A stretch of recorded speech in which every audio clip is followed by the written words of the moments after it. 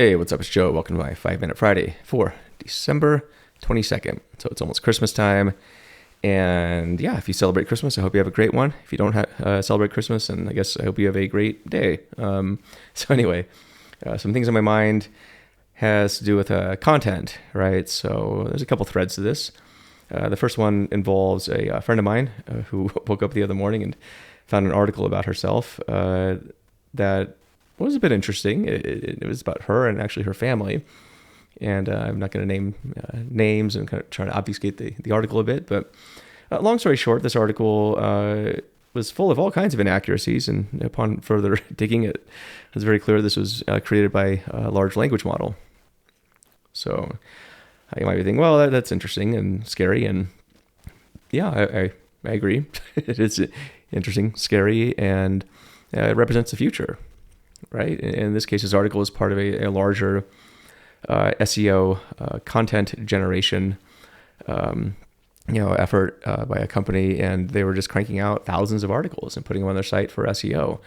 I think the nature of SEO is going to become even worse than it already is, where if you're just churning out articles that have nothing to do with your company, in this case, why would you post an article about a woman and her family? That makes no sense at all. But that's what happened.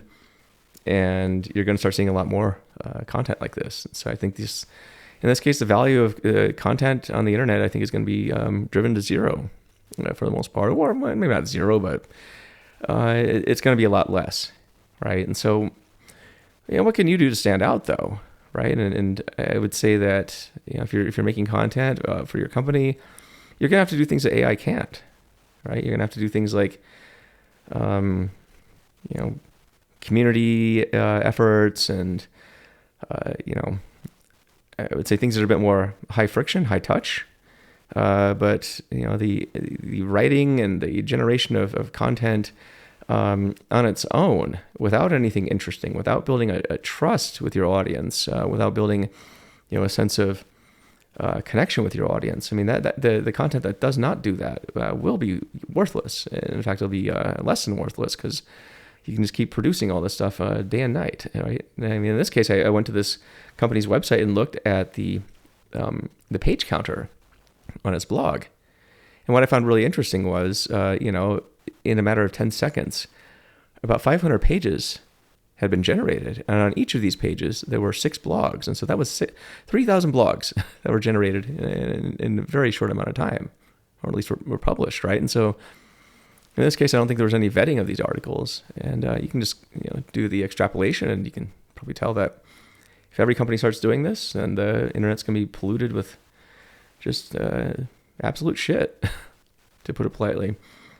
And so again, back to what content creators can do, I would say, focus on the things that AI can't do, and you got to build your audience, and build a connection in ways that generative AI won't be able to replicate.